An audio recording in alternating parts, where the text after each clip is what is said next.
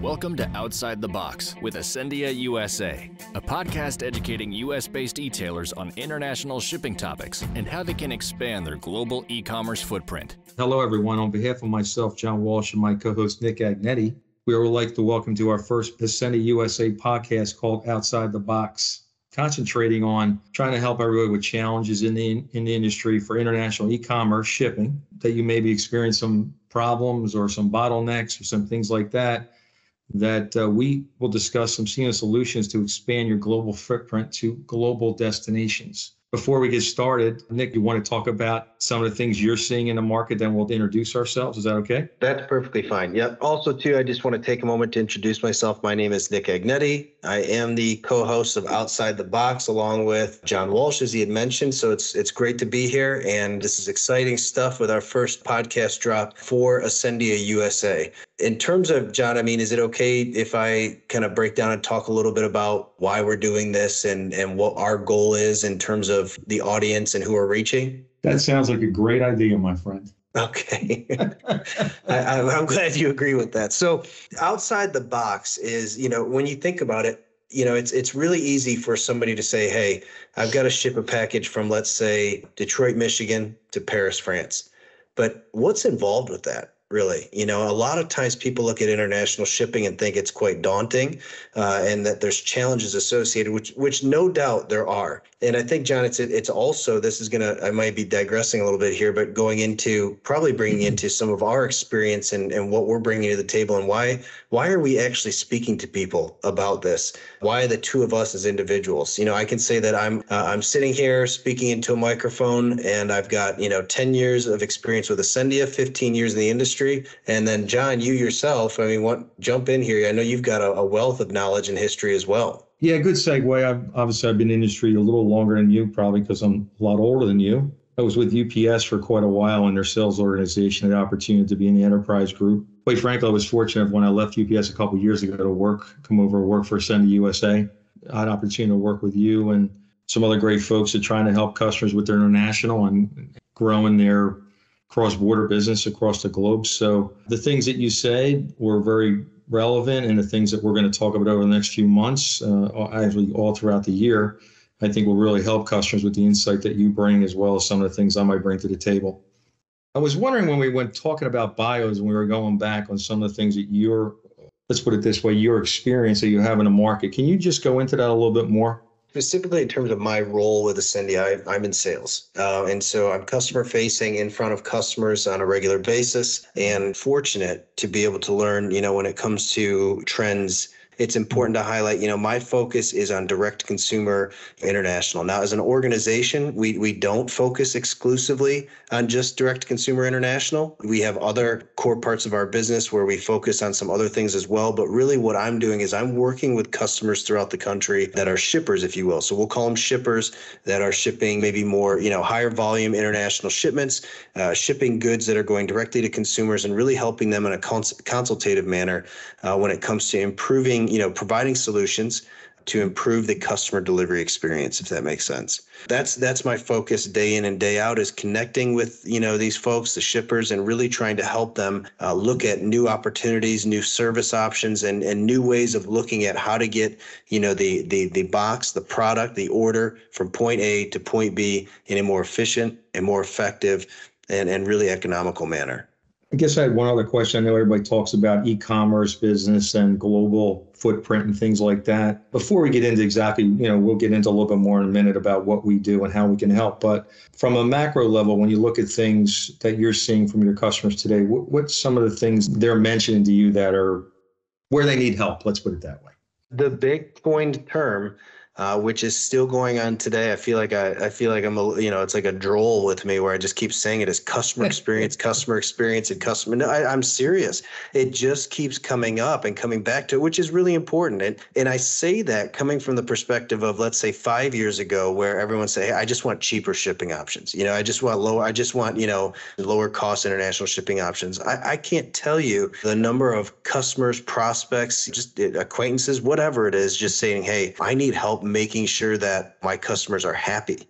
And then that's a big shift from, I'm looking at my bottom line versus I'm looking at how do I retain these clients or these international shoppers as customers, as repeat customers. So in improving the conversion rates with the international shopper and then turning that into repeatable, continuous business transactions and creating relationships versus just, hey, I've got an international shopper. I want to be able to offer them a cheap international shipping option, and here you go. So customer experience has been a huge focus, at least in terms of conversation, content that I'm putting forward, but really more importantly, what I'm receiving from whether it's shippers, industry folks, it is a prominent topic of conversation. Yeah, that's a great point. I was thinking back on some of the things I'd seen over my career, especially with shippers in the United States, is that they focus so much on domestic. The international is more of a byproduct, but the growth of most companies today are outside the U.S., right? So what you just said is very fitting. And I guess we'll talk about us globally as an entity, and you can talk about the local flavor in the U.S. But let me touch on the international footprint, because I really think that customers need to understand that we are a global entity and we can help them with various things to grow their business. But just to go on a little bit about who we are and where we came from, Asendia US was launched in 2012, believe it or not, it's going to be 12 years ago now, by La Poste and Swiss Post. They have operations all across the globe today, touching all areas and all geos, especially obviously North America, Europe, Asia, Oceania. And, we have final mile partners, which we determine who give us obviously the best transits, best service, help our customers cost containment. We have 32 global locations, which is outstanding for an entity like Asendia. And we deliver over packages to 200 countries as a global entity. So I think that's fairly impressive. Obviously, you've been in Asendia USA longer than I have. So why don't you just give everybody a flavor of how we stack up in the U.S.? So we have multiple international processing facilities, so let's talk about we are an asset-based international carrier. Now, primarily, we have other sects of business that we work in and that we focus on as well. But what I am going to be, touching on here is our physical footprint in terms of where our processing facilities are. But we've got facilities in Miami, JFK, Philadelphia, Chicago, Los Angeles, tens of thousands and combined total hundreds of thousands of square foot of international mail and parcel processing space, as well as, there's some domestic footprint in there too. However, that's where we're bringing in our client material for mail sortation, processing, prepping, and getting it out the door to some of those final mile partners that we utilize worldwide for final mile delivery. So in terms of our U.S. footprint, we have multiple facilities where we're managing inbound and again, outbound operations directly to the door for these customers and their international material. I guess, and one last thing, and then I want to talk to you about your feelings on the title of the actual podcast and how we came up with it and what it means. One of the more important things that Asendia does, which is very important to most shippers and clients and consumers today, is we're 100% carbon neutral through offsetting. I know that's some topic that has grown a lot of traction over the last couple of years, especially, my past company and now with Asendia. It's very important that we're seen as a global partner in the effort to help the environment. So I think it's very impressive that we're 100% carbon neutral through offsetting. So I thought I'd mention that before we talk about the title of the podcast. Yeah, I agree. So when we talk about outside the box, and I was thinking about it when we were formulating what we were going to talk about today, outside the box, obviously international logistics is not cookie cutter. It's complicated, right? Like you mentioned earlier. Global shipping has got a lot of pressure from macro environments and as well as micro environments in the space. Things like currency exchange, enhanced visibility is always a topic end to end for any customer because of using final mile partners and things like that. Various delivery options, which I know you can talk more about, which would DDU, DDP, duty and taxes, country requirements. As you know, somebody like France has got specific requirements coming up.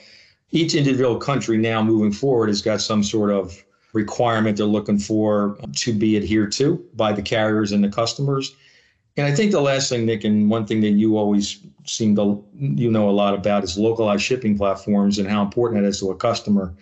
I just want to get your feeling. I threw a lot at you there. Are there any of those topics that I highlighted something that you see in your daily interaction with customers that comes up more than others, so to speak? There was a lot there. So let's break that down a little bit. Well, I have to say more than you because, you talk more than I do. So go ahead. It's all good.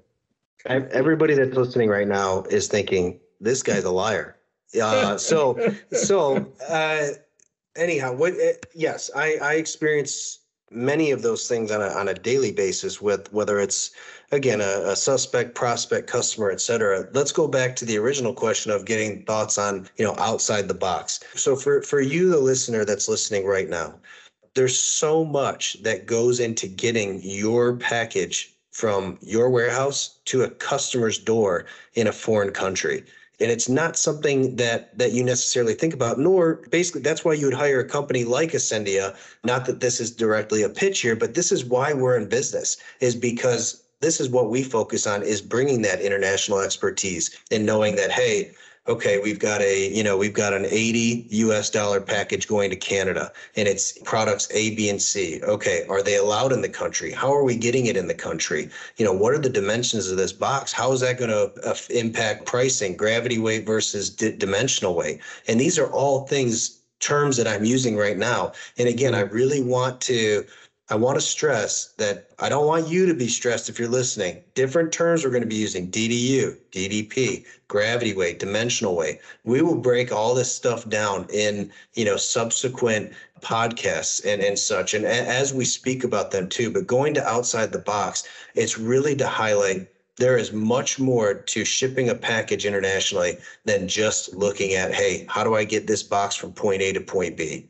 A lot of human touch. A lot of interaction there, right? So I wanted to talk on that. And then you had mentioned a whole slew of topics there that if I deal with on a daily basis, and you're 100% correct, I do. You mentioned, and I'll go back to highlighting currency conversion. Right now we look at Canada's our number one trade partner, right? And so that the currency conversion in Canada right now is pretty it's pretty dramatic, if you will. So you look at, 150 Canadian right now is somewhere around 128, maybe even down closer to 120 US at this point. And that number does fluctuate it seems almost daily, right? And so these are things that, 150 Canada, that's an important number, which we'll talk about in subsequent episodes as well. These are things that we deal with every day, and these are also topics we'll be talking about in future podcast drops too. So I appreciate you bringing all that up, and I feel like I'm rambling, so I'm going to throw it back to you, John. The thing that comes out to what you just said is that it's complicated, but we're here to help you listeners and our customers, the clients that you work with today. We're going to try and inform you, educate you, and give you some guidance how to navigate through all this.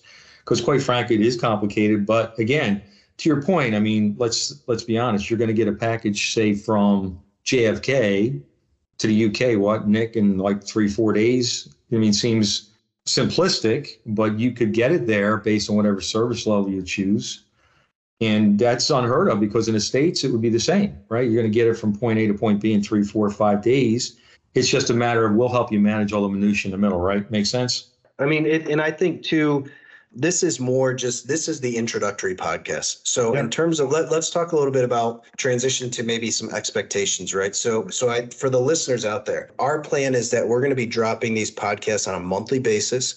Our goal is around a 10-minute window, just giving you some nuggets to really just help you navigate the international shipping space. International shipping, international logistics when it comes to, small parcel deliveries worldwide.